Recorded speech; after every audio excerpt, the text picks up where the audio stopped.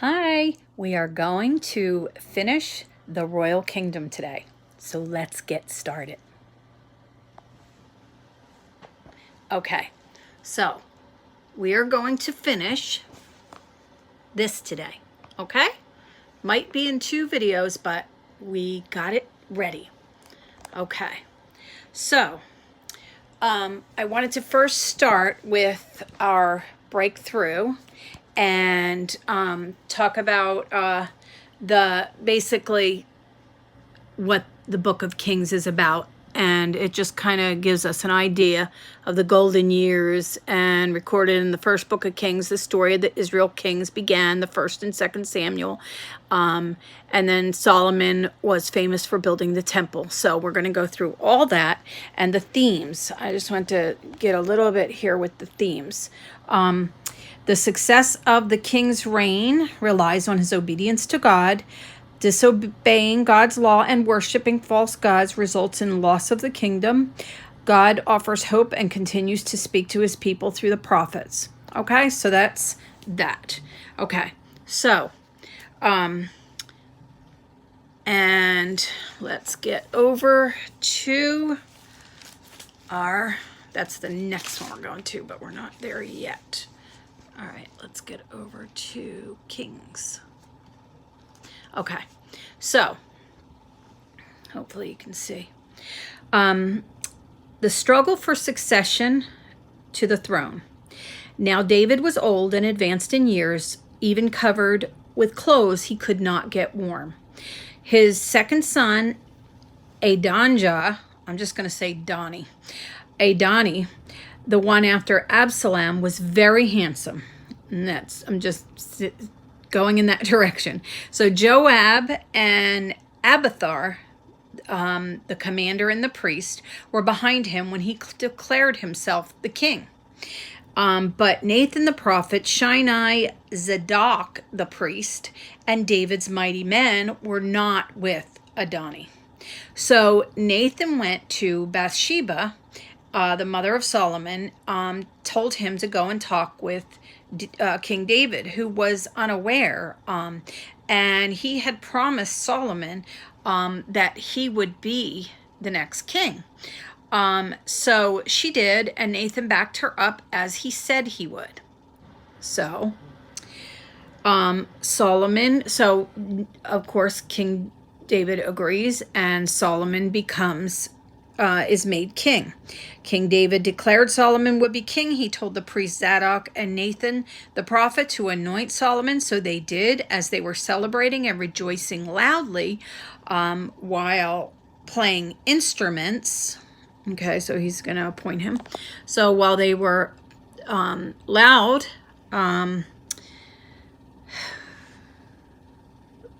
Adoni was told King David made his brother King Solomon. So Adoni feared Solomon, and he spoke with him. Once he was made king, he spoke with him and wanted him to swear to him. Let me come over here. I believe it's over here. Swear to him that he will not slay a worthy servant. And he said, if he proved to be a worthy servant, not one hair shall fall to the earth. But if wickedness is found, he shall die. Kings 2, David's instructions to Solomon. And I wanted to show you over here. So David gives him instructions, and Solomon has just become king. David's advice to Solomon is to follow the law of Moses, obey God in everything. Even though David made some pretty big mistakes, he always tried to obey God. When he was wrong, he admitted it and tried to set things right. Think of someone you know who seems to have a good relationship with God, someone whose actions match his or her words, someone who puts his or her complete faith and trust in God. What advice do you think that person would give you about following God? Why not ask him or her? Again, this is for kids, but hey, we can use it too.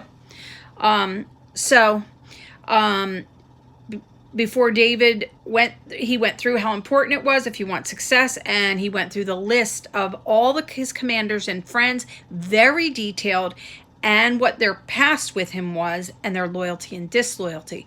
And then he told him, after he told him each detail, he said, you can use your judgment, if they're going to help him or not. So the death and burial of David.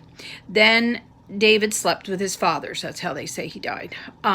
He had reigned over Israel 40 years, in Hebron 7 and 33 in Jerusalem. Adoni's intrigue.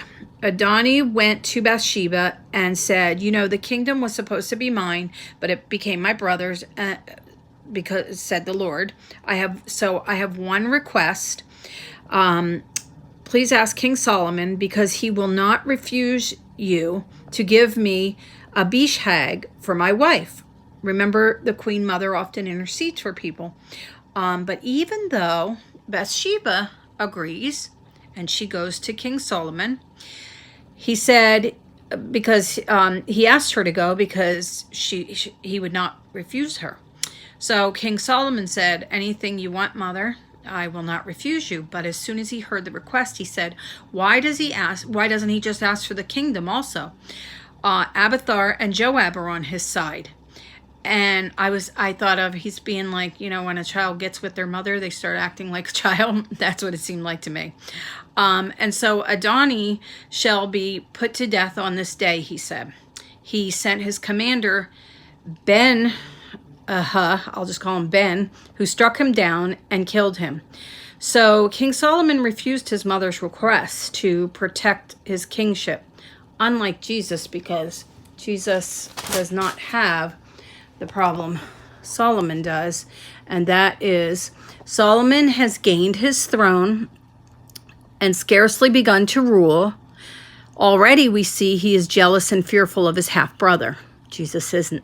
So Solomon even has him killed. So why is it long after Solomon's death people will refer to Solomon's wisdom and his riches? Probably because even though Solomon was far from perfect, he struggles to follow God's laws. Every person has strengths and weaknesses. Solomon realizes this, so he turns to God and asks for the gift of wisdom. You can do this too.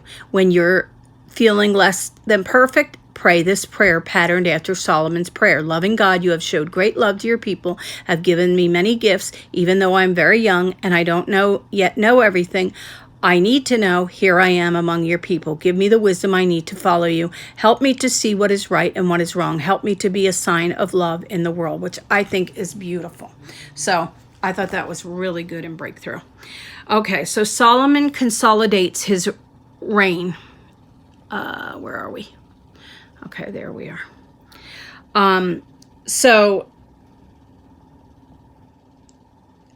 then King Solomon told Abiathar, even though he deserved to die, but because he bore the ark of the covenant and served his father and shared in all his afflictions, King Solomon said he would let him live. But he said something else here that I want to look into about a house with Eli and Shiloh. So I want to look into that. So then Joab heard he became king and he fled. Remember the commander Joab that decided to go and kill Abner and the other one? So there was some back and forth, but then Solomon told him to strike him and kill him for killing the two men that David told him about, Abner and Amasa, who he said were more righteous than Joab, and their blood came back on the head of Joab. That's their phrase. Okay, so Zadok became King Solomon's priest in place of Abiathar. He sent Abiathar away and took his priesthood away from him. King David summons Shimei and sent him away to Jerusalem and told him he can't go anywhere whatsoever. 3 years later, Two of Shimei's slaves ran away, and he jumped on his donkey to go and seek his slaves. Solomon found out, and he was not happy. He said, "Why did you not keep your oath?" And then he said, "You know, when your heart is all the evil that you did to King David, my father, so the Lord will bring evil back upon your own head." And the king commanded Ben-Hadad to strike him and kill him, and he did. So, Kings 3, 1 Kings 3. Solomon prays for wisdom.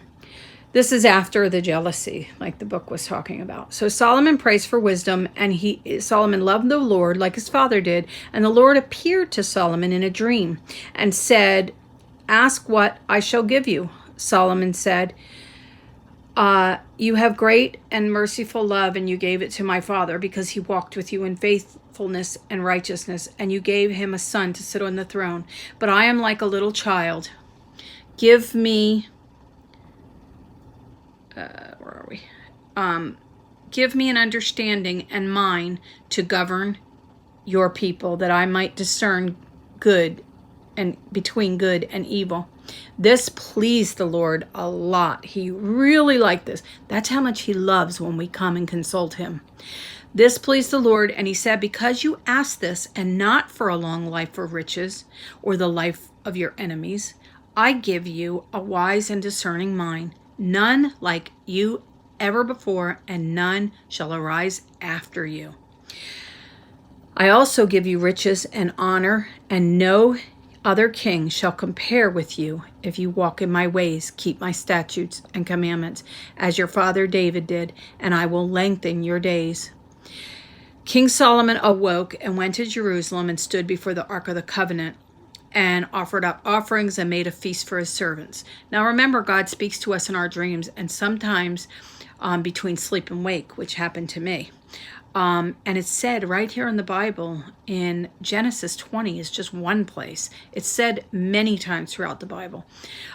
When he tells Abimelech to stop sinning, but there are many other places in the Bible he tells us this. So Solomon's wisdom in judgment. Okay, then two harlots come to see the king. That's what it says there. And this story we all know. One woman's child died because she rolled over on him, and she went to the other woman who was sleeping and switched out the babies. So of course King Solomon offered to cut the child in two, and the real mother came forward and said, "No, she can have the child." So King Solomon knew she was the real mother. All of Israel heard and stood in awe of King Solomon, and it says, perceived the wisdom of God was in him to render justice. So I really like the way they say that. Okay, so 4. Solomon's high officials. It lists all the names of Solomon's high officials, one after the other, and their roles and responsibilities, very detailed. And then it goes into everything, even that the king ate and who provided it for him and all that. So all that was, kind of interesting, but I'm not going to go through each of it. If you want to look at it blow by blow, you can. So, all right, let's get to the next. Okay, and that gives a little bit more about everything he had. So the fame of Solomon's wisdom. Solomon's wisdom surpassed the wisdom of all people, and he was wiser than all men, and his fame went across to every nation. He uttered 3,000 proverbs and 105 songs. So the key event. Let's see. Preparations for the temple. Okay. King Hiram of Tyre was happy to hear that Solomon was anointed king. So King Solomon told him his father could not build the Lord's house because of all the warfare. So he planned to build it. So he asked for cedar from Lebanon, and King Hiram was happy and said, "Blessed be the Lord this day, who has given David a wise son to be over his great people. I am ready to do all you desire. So King Hiram supplied all the timber, and Solomon gave him 20,000 cores of wheat as food and 20,000 cores of beaten oil year by year. So apparently, I guess it was for life for that. And then there was peace between their two countries. They had a treaty, and the two men had, all their men worked together to build this, and thousands of men. It says here that King Solomon sent 10,000 people a week and 3,000 officers, and their builders worked together with timber and stone to build the Lord's house. So it just sounds amazing with, the details, unbelievable. So Solomon builds the temple in the 480th year after the sons of Israel came out of the land of Egypt, and in the 4th year of Solomon's reign over Israel. In the month of Ziv, Z-I-V, which they say here is the 2nd month, and King Solomon began to build the house. So that would be our February. Okay, so I want to look up Ziv later. Then it goes into how many cubits wide everything was, how long everything was, each room, and it's very specific about the tools not being heard in the temple while it was being built. Very interesting.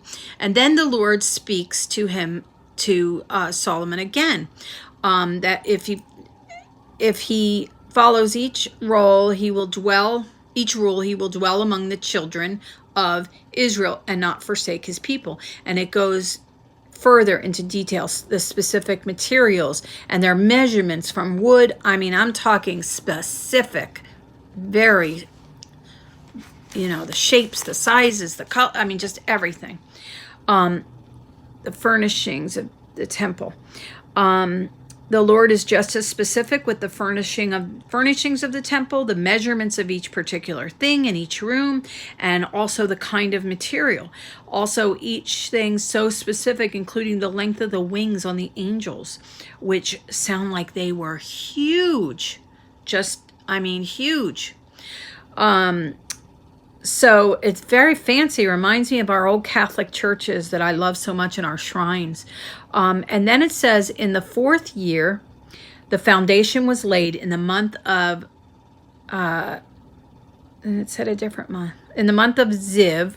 And in the 11th year, the month of Bul, which is, it says here, is the 8th month.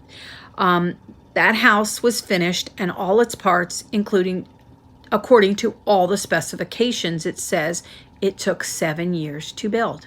So 7, King Solomon's house and other buildings. Solomon built his own house, and it took 13 years, and it gives the exact measurements of everything, how many pillars, windows, frames, even each shape the window was.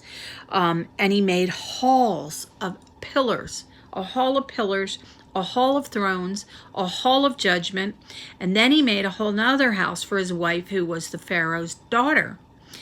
It's described, they all have these stones and this wood, just in unbelievable detail. So all of it, just unbelievable. Then, even more detail, the works of Hiram, the bronze worker, and then it goes into pillars that he has cast of bronze, and again, exact measurements, even thickness of it. 4 fingers. I mean, wow. It goes into all the work that this bronze worker did, and it's just breathtaking. I can almost see it, the brim of a cup, it says, like a flower of a lily, and 2,000 baths. I mean, just unbelievable. Even the direction of each bronze object, which way it's facing, is, like northwest, south. I mean, just unbelievable. And then it goes into the angels and the stands and the wheels, all made of bronze. I mean, just amazing. And then the bronze in the bath. I mean, just unbelievable. This should be so inspiring for people that do ironwork and creative people, and all the artists. I mean, this is just unbelievable. Unbelievable. I never knew these treasures were like this in the Bible. It's just so exciting. Dedication of the temple. So Solomon assembled all the elders of Israel for the feast in the month of Ethiam, which is the 7th month, it says. I love hearing all these months. It says that they brought the ark of the Lord and the tent of the meeting and all the holy vessels, with the cherubim covering the ark and its poles. There's nothing in the ark except 2 tables of stone which Moses put there, where the Lord made a covenant with the sons of Israel when they came out of the land of Egypt. So I wanted to show you over here. Oh, I didn't show you the 2000. It says about 2,000 Proverbs. I don't have time to go through that, but I thought that was interesting. So he knew so much. God just opened his mind. So if you want to stop the tape and look at that. Okay. So the temple described, spared no expense. Yeah, know that. So I wanted to show you this. After the temple was built, the people come together to place the covenant box in the most holy place. The most holy place was a special room in the back of the temple. Only the high priest could enter the most holy place after the covenant box was placed there. The covenant box was contained the stone tablets with the laws of Moses brought down from Mount Sinai. It connected the Israelite people with their history, and it was coming together with their old way of life when they were wandering tribes with their new way of life as a nation with a king. Even though they had changed their way of life, they were still the chosen people, blessed by God and made holy by God's presence. So, I just love that. So Solomon's speech. This is unbelievable, this speech. Then Solomon said that the Lord had set the sun in the heavens, but has said that he will dwell in the thick darkness. I have built you and exalted a house, a place for you to dwell in forever. Then he about face, he turned around and blessed all the assembly of Israel while they were all standing. And then, blessed be the Lord God of Israel, who was with his hand has fulfilled what he promised with the mount to David, my father. And he just goes on. I mean, it's just beautiful. Someday you have to watch that. I mean, just beautiful. And Solomon's prayer of dedication, again, another beautiful, an entire 1.5 pages of this, of his dedication, prayer of dedication. I mean, look at this. And it's beautiful language. But it's also telling, it's not just that. And as he did this beautiful blessing, he knelt with his hands outstretched toward heaven. I can just imagine how dramatic that was. And then he goes into a beautiful blessing as he knelt outstretched toward heaven. And then Solomon offers sacrifices. And they did the offerings and had a feast for 7 days. And on the 8th day, he sent the people away, and they blessed the king, and everybody went home joyful, full with goodness. And the Lord has shown David that the goodness that the Lord has shown David and his servants and Israel. So I think this is where we're going to end for the next video. God in a box. Solomon recognizes that even though he has built a magnificent temple, God cannot be held inside a building. He wisely prays, not even all of heaven is large enough to hold you. Sometimes we make the mistake of thinking God is only in a building, our church. We think that somehow God is only with us when we go to church. The amazing thing is, we must remember is that God is present to us every minute of every day. All we have to do is open our eyes. Jesse Manabin, a popular Catholic singer and speaker, wrote a song called Open My Eyes. It makes a great prayer. Try using it through the day. to remember that God is with you. Open my eyes, Lord, help me to see your face. Open my eyes, Lord, help me to see. Open my eyes, Lord, help me to hear your voice. Open my eyes, Lord, help me to hear. So I just thought that was beautiful. So we'll end on that, and we will move to the next video.